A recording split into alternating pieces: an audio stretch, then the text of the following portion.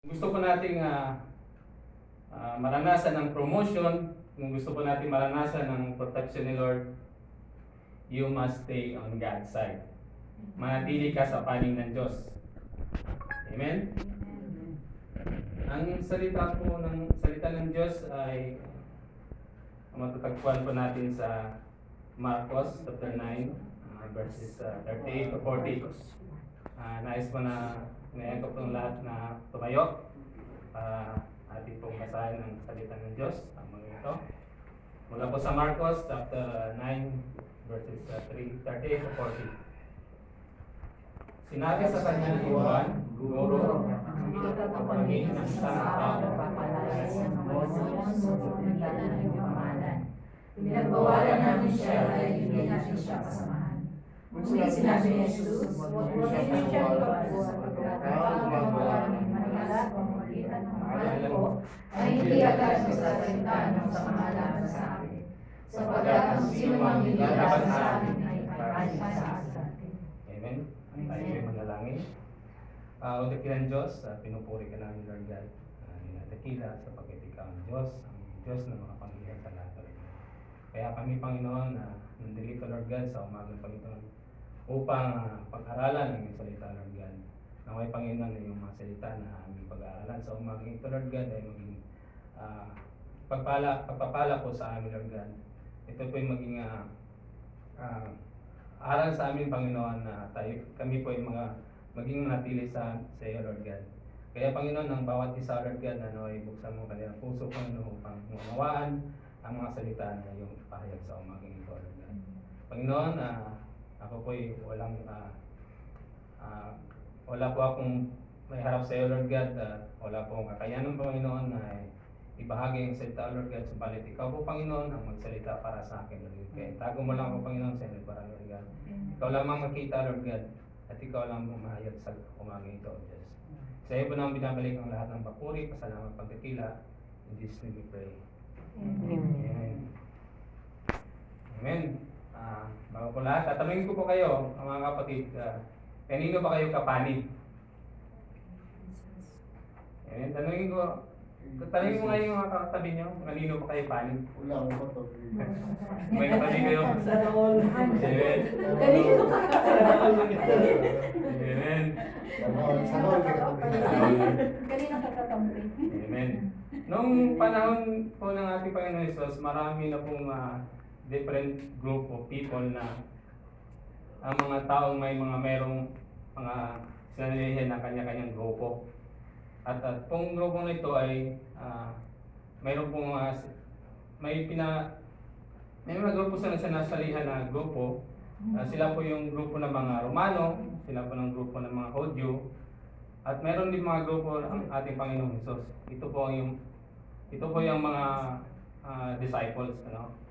Isang araw po ang mga alagad ng ating Panginoong Hesus ay nakakita po ng nagpapalayas ng mga demonyo sa pamamagitan ng kanyang pangalan.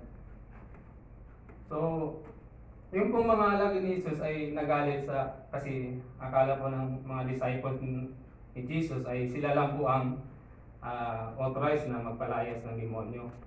Akala po nila sila lang po authorized na mag-deliverance at sila lang po ang authorized na magpapalayas ng demonyo. Pero ang sabi po ng Panginoong Hesus, huwag niyong silang pagbawalan sapagkat walang sino mang gumagamit ng aking pangalan at gumagawa ng himala pagkatapos ay sisiraan ako at magsasalita laban sa akin. So sabi ng Panginoon, ang panig sa akin ay hindi laban sa akin. Ang panig sa atin ay hindi panig sa atin. So, mayroon pong tatlong pamunuan na tinatagpo ng Diyos dito sa mundo. Ang una pong pamunuan na tinatag natin Panginoong Hesus ay yung pong ang ating pamahalaan. So, ang pamahalaan pala, ito ay tinatag ng Diyos, kaya hindi natin pwede demolish ang gobyerno. Kaya kung ang iyong pangarap na i-demolish ang ang gobyerno ay magiging kaaway mo ang Diyos. Kita po ninyo kapag ang isang tao ay nasa gobyerno at mali ang kanyang ginagawa, hindi po nagtatagal na i-expose po siya at siya po ay tinanggal ng Panginoon. Amen? Kaya ang sabi ng Biblia, ang Diyos ang naglalagay ng hari at ang Espiritu ang nagtatanggal. Pagkat itong pamahalaan ay tinatag ng Diyos at kapag tayo ay sumunod sa magandang halikain at ng ating pamahalaan, tayo ay kapanig ng Diyos. Amen. Kapag kinakalaban po natin ang ating pamahalaan sa magandang mga layunin, ay tayo po ay naging kaaway ng Espiritu ng Diyos. Sapagkat ang pamahalaan ay tinatag ng Diyos. Amen. Yan po sabi ng Romans chapter 13, ang bawat tao ay dapat pasakop sa mga pinuno ng pamahalaan sapagkat walang pamahalaan hindi mula sa Diyos at ang Diyos ang nagtatag ng mga pamahalaan. Amen? So ang pangalawa po, ang pamunuan na tinatag ng Diyos dito sa mundo ay ang simbahan po. Sabi po sa Mateo chapter 16 verse 18, sa ibabaw ng batong ito ay itatayo ko ang aking iglesia at ang pintuan ng daigdig ng mga patay ay hindi magtatagumpay laban sa kanya. Amen? Kaya pa kung ang layunin mo ay i-dissolve ang church, i-abolish ang church, ay maging kaaway mo ang Diyos at hindi ka niya kapanig. Amen? So si Saul po ay tinangka po niyang wasakin at sirain ang simbahan ng Diyos, pero hindi po siya nagtatagumpay. Bakit? Sapagkat ang lahat po ng itinatag ng Diyos ay walang sino mang makapagpasira nito. Amen? So ang pangatlong pamunuan na itinatag ng Diyos dito sa mundo ay walang ibang pamilya. Amen? So, sabi po sa Mateo chapter 19, verse 6, hindi na sila dalawa kundi isa. Kaya ang pinagsama ng Diyos ay huwag paghiwalayin sino man. Amen?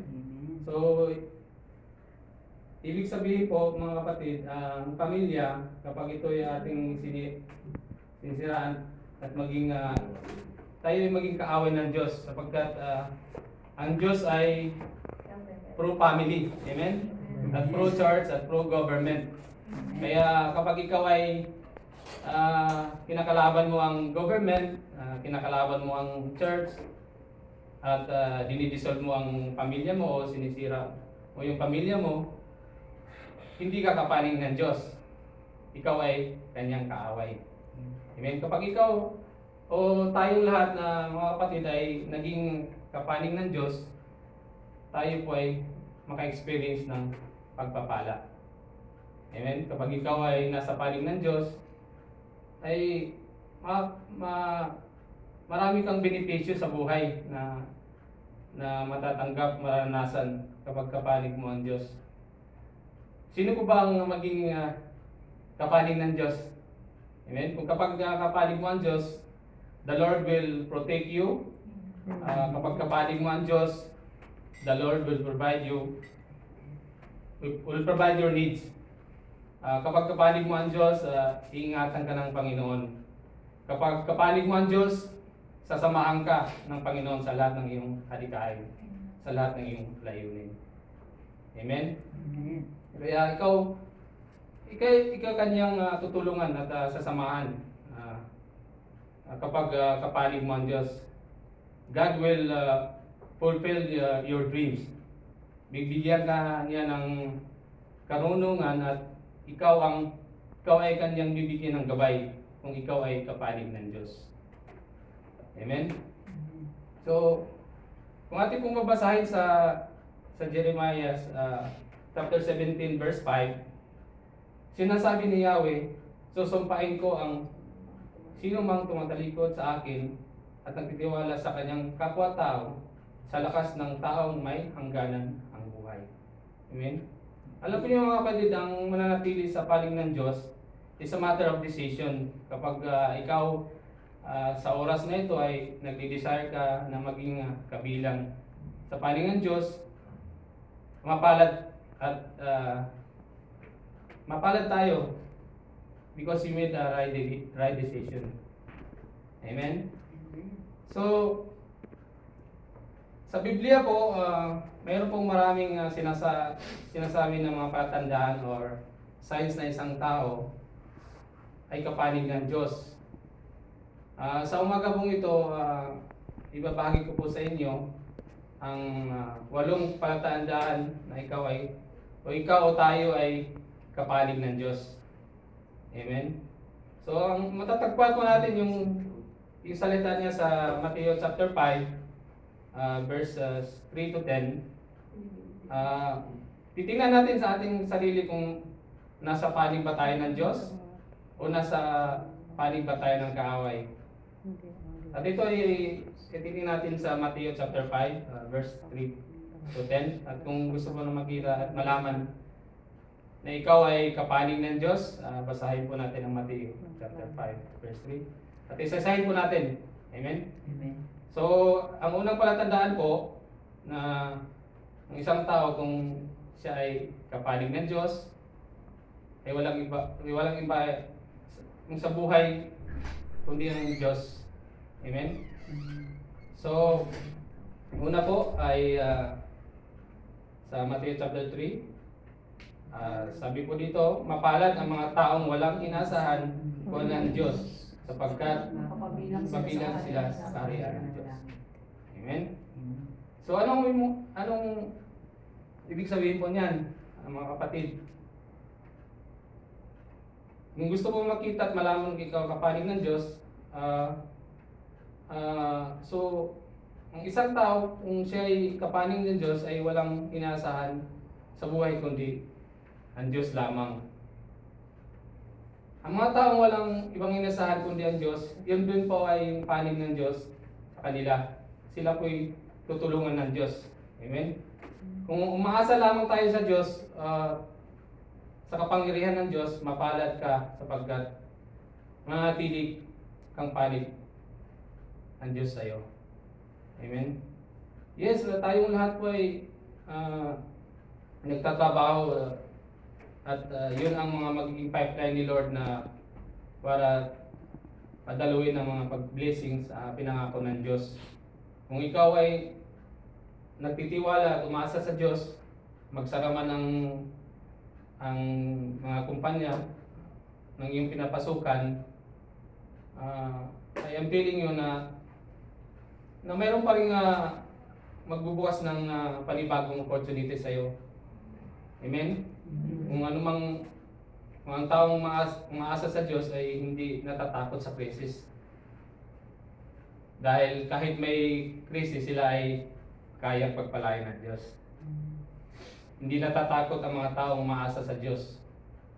Dahil alam nila na hindi sila pababayaan ng Diyos. Ang mga taong umaasa sa Diyos ay piniproteksyonan ng Diyos. Amen? So ang pangalawa pong patandaan na kapanig ka ng Diyos ay matakmo natin sa Matthew chapter 5 verse 4.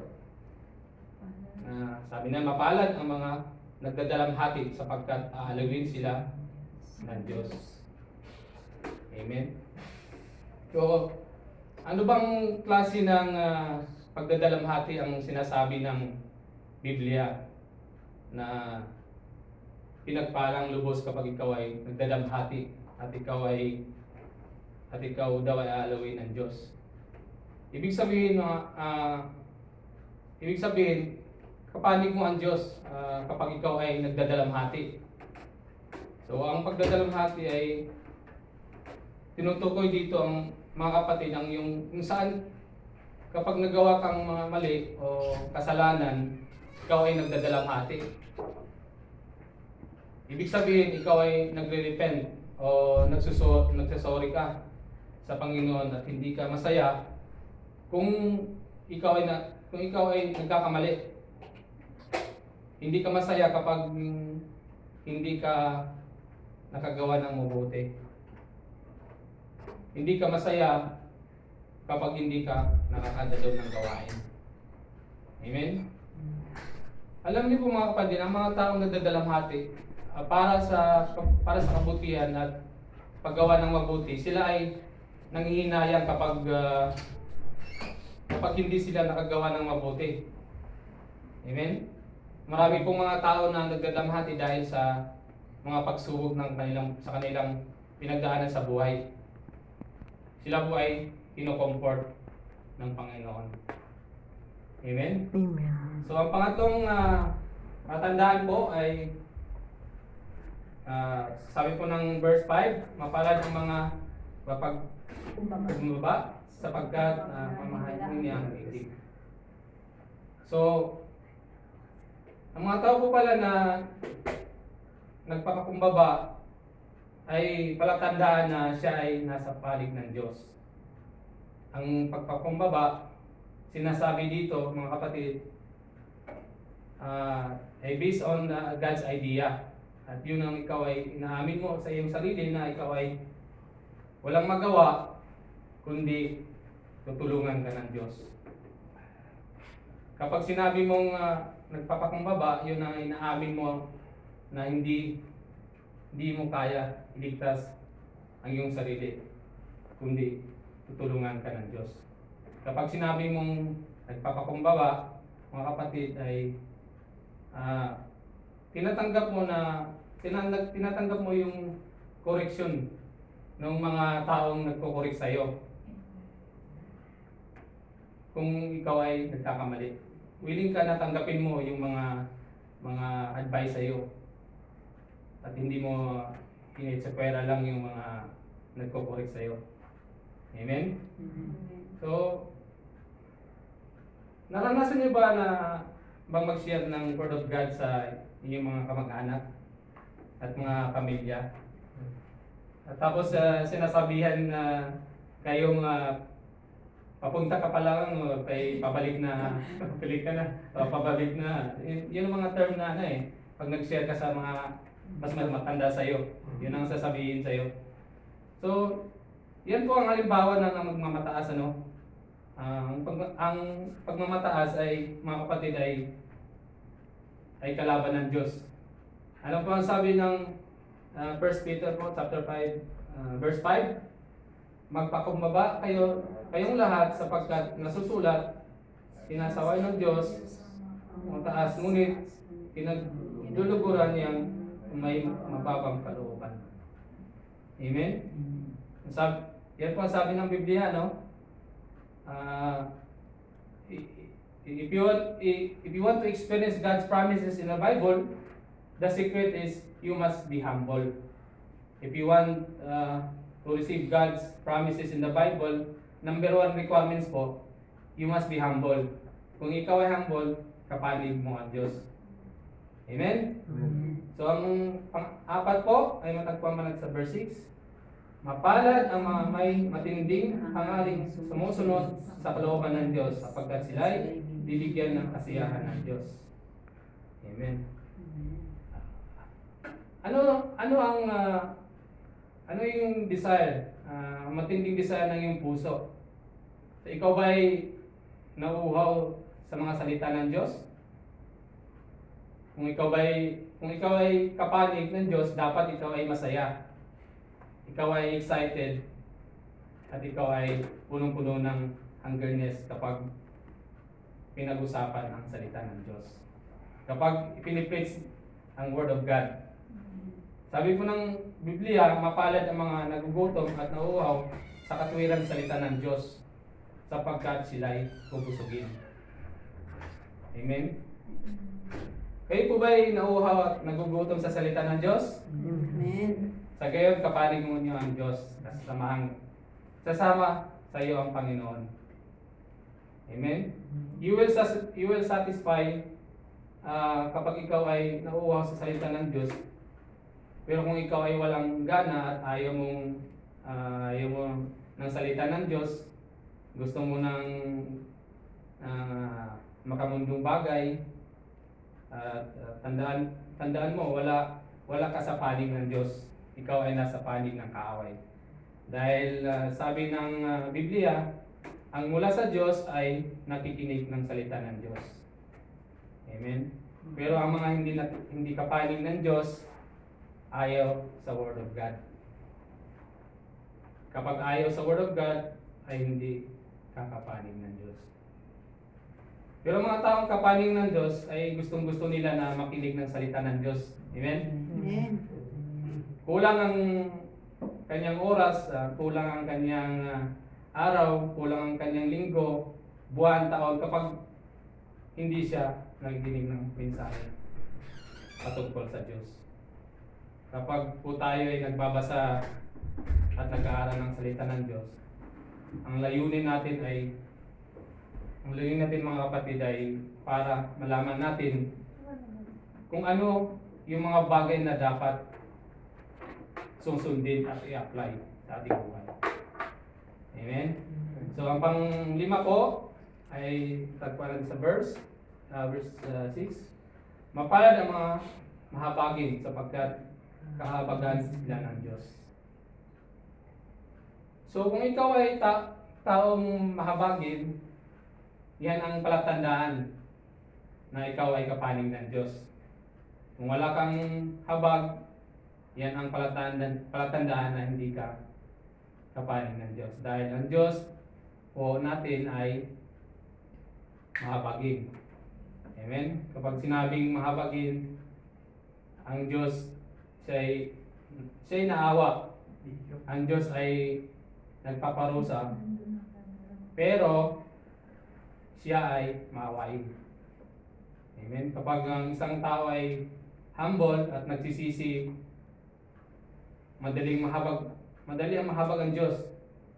Yun ang katangian ng Diyos. So ibig sabihin, kung hindi ka marunong mahabag, hindi mahabag ang Diyos sa iyo. Kahit pa ikaw ay parang kaawa-awa na ng kalagayan sa buhay. Pero kung hindi ka marunong mahabag at hindi rin mahabag sa iyo ang Diyos. Amen? So ano pang sabi sa James chapter 2 verse 13? Sabi po dito, walang awa na hatulan ng Diyos ang di marunong maawa. Ngunit ang maawain ay walang dapat katakot sa oras ng paghahatol. Amen?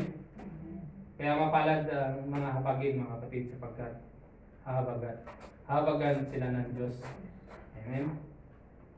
Yung pang-anim po ay sa verse 8 po, mapalad ang mga may malinis na puso sapagkat nakikita nila ang Diyos.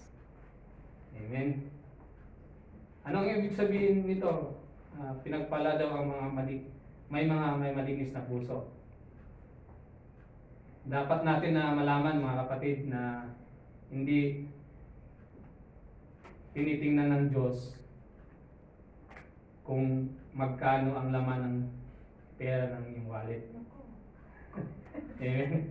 Hindi tinitingnan ng Panginoon kung magkano ang sapatos mo. Original ba yan o fake ba yan? Haraj lang, haraj. O made in US ba yan o China? Amen? Hindi yan tinitingnan ng Panginoon. Alam niyo, kung tinitingnan ng Panginoon ang yung puso natin. Ang laman ng puso natin, mga kapatid. Kung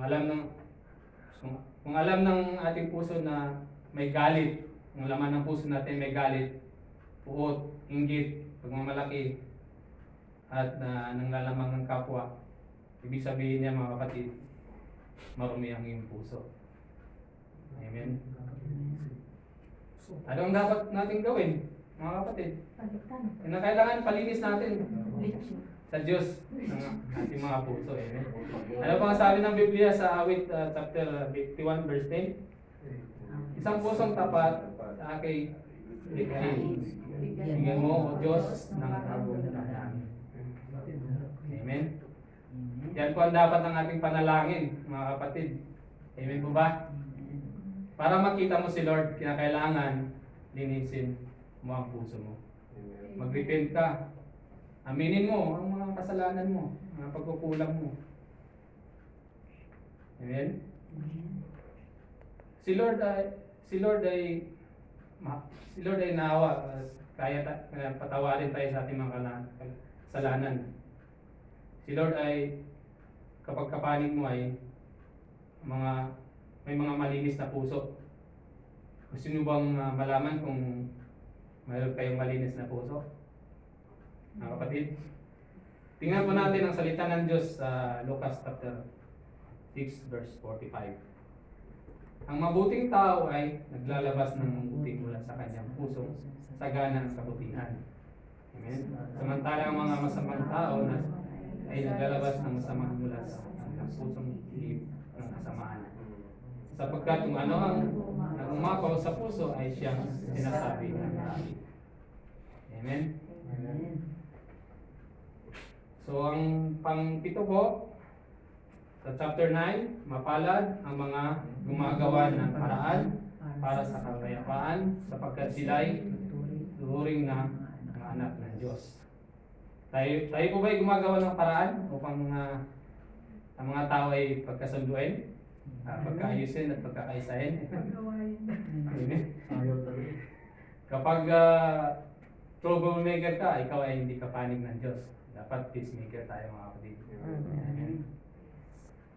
So, number 8 po, sa verse 10 po, mapalad ang mga inuusig ng dahil sa kanilang pagsunod sa kalooban ng Diyos. Sapagkat, Amen.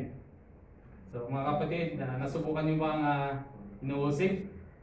Mausig dahil sa pananampalataya? Dahil sa inyong pagsunod sa Diyos? Dahil sa inyong pagiging born again? Kayo ba ba'y kinikriticize ng iyong mga mahal sa buhay? Mga kamag-anak? Saan ka mag-anak? At yung mga kapitbahay nyo? Amen. Kapitbahay ang marami. Kapitbahay. Sabi ng Biblia, mga kapatid, huwag kang mag-alala sapagkat kapanig mo ang Diyos. Kung ikaw ay inuusig dahil kay Jesus, sana panig mo ang Panginoon. Amen. Kung ikaw ay inuusig dahil sa pagsunod kay Kristo, congratulations mga kapatid. Magalang ka. You are on God's side. Kapag po tayo ay nasa God's side, sa side ni God, mga kapatid, just relax and enjoy. Bakit po? Dahil sa sayo ang biyaya ng Diyos. Amen? Mabilis po ba ako? Bilang pangbukas po, basahin mo natin sa Roma chapter 8, chapter 31, verse 32. Kung ang Diyos ay panig sa atin, sino kalaban sa atin? Kung ang sarili ng anak ay hindi niya ipinagkait, Halip, ibigay para sa ating lahat. Hindi kaya ibigay sa atin ang lahat ng bagay. So napaganda, no? Kapag pala nasa sa panig mo si Lord, eh wala kang makakalaban. Sabi ng Panginoon kay Joshua, ako ay sasayo at walang makatalo sayo habang buhay. Amen. So kaya kapag pala tayo, ang Diyos ay kapanig mo, walang makatalo sayo. Amen. Hindi ka matatalo ng anumang mga gawa ng kaaway. As long as you are on God's side. No one can defeat you. You are unbeatable. Ibig sabihin, walang makatalo. At hindi lang yun ang anumang sabi ng... At sabi rin na ng verse 32, no? Hindi lang yung sa 31, ang verse sabi na ito, kapag pala ikaw ay nasa panig ng Diyos, lahat ng bagay na kailangan mo ay isusupply ng Panginoon para sa iyo, mga kapatid. So, sabihin po natin, kapanig ko si Lord. Amen. I belong to God's kingdom, mga kapatid. Kung kayo ay nasa panig ng Diyos, hindi po kayo nagkakamali ng iyong tinaligan. Amen? Amen po ba mga kapanig? Amen. Amen. God bless you sa inyong lahat mga kapanig. Tayo po ito ay lahat. Amen. Yes, so Lord God, kami po ay hindi nagpapasalamat sa iyo, Panginoon, sapagkat Lord God, kami pong tanggap ang iyong mga salita, Lord God, na pinagkaloob mo sa umagang ito, Lord God. Naway, Panginoon, alam po namin minsan, Lord God, kami po ay iyong hindi kapalig, Lord God. Subalit, Panginoon, nandiyan ka, Lord God, para nagpaalala sa amin, Lord God, na patuloy na lumakad sa iyong harapan, Lord God. Patuloy na mag-aral ng iyong salita, Panginoon, upang kami po ay maging kapanig mo, Lord God. Panginoon, maraming salamat, Panginoon, sa bawat isa, Lord God, na nandito, Panginoon. Ako po ay naniniwala, Lord God, na ikaw po ay nag-protect sa amin, Lord God. Ikaw po nagabay sa amin sa lahat ng aming ginagawa, Panginoon. Maraming salamat, Panginoon, sa bawat isa na naglaan ng kanilang oras, Panginoon. At amin pong dinideklara sa umagang ito, Panginoon, ay kami po ay kapanig mo, Lord God. Kami po ay naniniwala, Lord God, at nanampalataya sa iyo, Panginoon. Kaya, Panginoon, maraming salamat po, Diyos, sa iyong mensahe sa umagang ito, Lord God. Maraming salamat, Panginoon, at sa iyo po na namin binabalik, Lord God, ang lahat ng mga papuri, Panginoon, at pagsamba. Sa iyong dakilang pangalan, Lord God. In Jesus' name we pray. Amen. Amen. Lord. Amen.